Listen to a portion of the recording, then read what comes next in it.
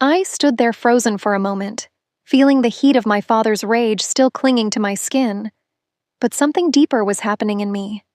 Something powerful. Something long overdue. For years, I'd buried the truth. I was never the favored child, never the one they planned for, invested in, or even believed in. My sister was the golden one, the sun they orbited around, the future they worshipped. I was the spare wheel, the background noise, the shadow. But that morning, when I said I couldn't cancel my job interview to drive her to the mall, something in him snapped, and something in me awakened.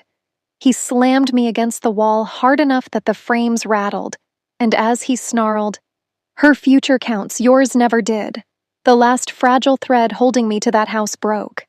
I didn't yell. I didn't cry. I simply walked out the front door with my portfolio and backpack. And that moment, the exact second the door clicked shut behind me, became the hook of my entire life. The first 30 seconds after I walked out felt like falling through air. But then something unexpected happened. Relief. Pure, wild, overwhelming relief. I wasn't going back. Not this time.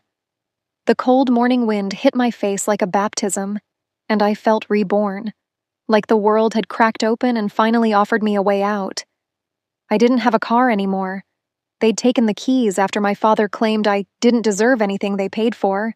So I walked to the bus stop and rehearsed my interview answers out loud with shaking breath. I kept touching the bruise forming on my shoulder, not out of pain, but as a reminder. This time, I was choosing myself. When I arrived at the tech firm, the receptionist gave me a sympathetic smile, probably noticing the faint redness on my cheek, but she didn't ask questions. Good. I didn't want pity. I wanted a future. The interview lasted an hour, and for the first time in my life, I felt like someone was actually listening to me. They asked about my projects, my ideas, the apps I'd designed in secret because at home I was always told I was wasting time on nonsense. The hiring manager leaned forward, impressed, and said, "You've got real talent." Words I had never heard from someone who meant them. 2 days later, I got the call. I had the job. Full-time, good salary, housing stipend, health insurance, a real beginning. I found a tiny studio apartment, a little rundown, but mine. I bought groceries with my own money. I slept without fear of someone barging in to remind me of my worthlessness. And for the first time in years, I felt something like hope. But the story doesn't end with freedom. No, this is a revenge story, and the universe was about to swing the pendulum hard. A month after I left, my sister called me. Odd. She hadn't reached out since the day I walked out. When I picked up, her voice was shaky. "Can you talk?" she whispered. I heard chaos in the background, raised voices, something breaking, my father shouting. She went on to explain that things at home had spiraled. My father had lost his job after blowing up at his boss. My mother was working 2 shifts just to keep the lights on. The credit cards were maxed out. The mortgage payments were late. And without me there, without the household punching bag, the errand runner, the always available helper, their perfect little system had collapsed. "You need to come back," she said. "Dad says you owe us." Owe them? I almost laughed. I owed them nothing. I told her calmly, "I'm not coming back. Not now. Not ever." She gasped like I'd struck her. "But everything's falling apart." I closed my eyes, imagining their house, the same house where I'd scrubbed floors, cooked meals, taken the blame, swallowed insults, and stayed invisible. And I realized something. They weren't asking for me. They were asking for control. "No," I said again. "Figure it out yourselves." Then I hung up, but the universe wasn't done. Not even close. Word spreads fast in a small town, and eventually people learned why I had left. Turns out my parents' reputation wasn't as spotless as they'd believed. Neighbors whispered. Extended family cut ties. The community, the one they'd always bragged about being respected in, turned their backs. They'd built their entire identity on the illusion of a perfect household, and now that illusion was shattered. What made it worse for them? My success, my career skyrocketed.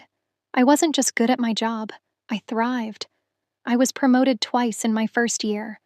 A small app I designed became a hit, earning the company recognition and me a hefty bonus. I traveled. I met people who valued me. I built a life where I no longer flinched at footsteps or questioned my worth. Still, revenge wasn't about watching them suffer. It was about becoming everything they said I could never be. And oh, did that burn them. 1 year later, my mother reached out. Unlike my father, she wasn't cruel, just passive, too afraid to stand up for me. Her message was soft, almost pleading. "We miss you. Can we talk?" She asked to visit, and after a long night of thinking, I agreed, but only to meet her in public. A cafe. Neutral ground. She arrived looking thinner, older. She held my hands and cried. "We were wrong," she whispered. "Your father, he's changed." But I saw the truth in her eyes.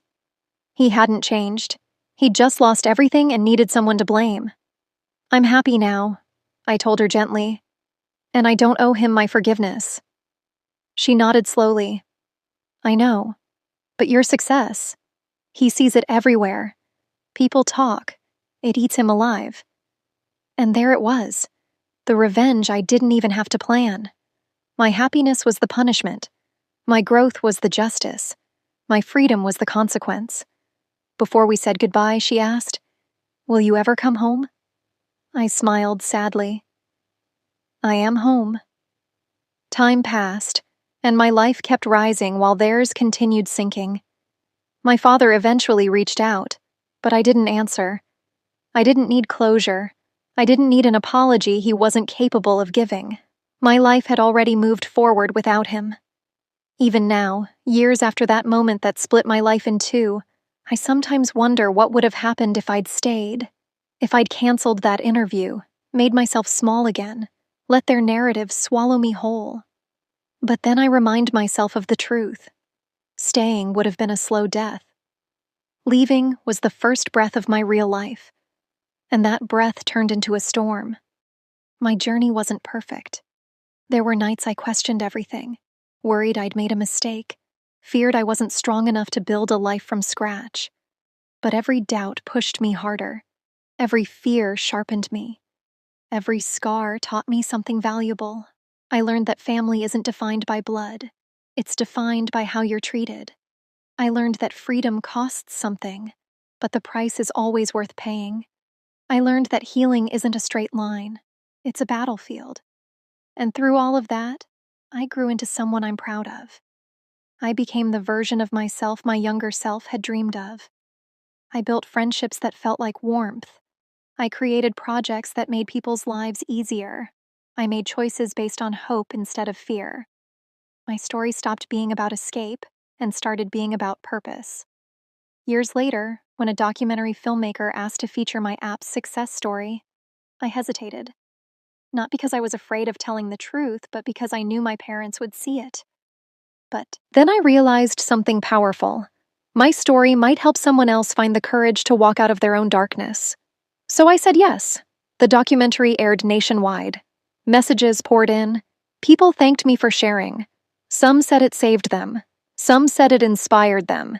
And I realized that the moment my father tried to convince me I had no future was the moment he unknowingly created one, bigger than anything he imagined. So here's the final truth I want to leave you with. Your worth is not determined by who failed to see it. Your future is not limited by who tried to hold you back. Your strength is not measured by the pain you endured, but by the person you become after you rise. Walk away if you have to. Rise because you deserve to. And never forget, sometimes the greatest revenge is simply becoming everything they told you you'd never be.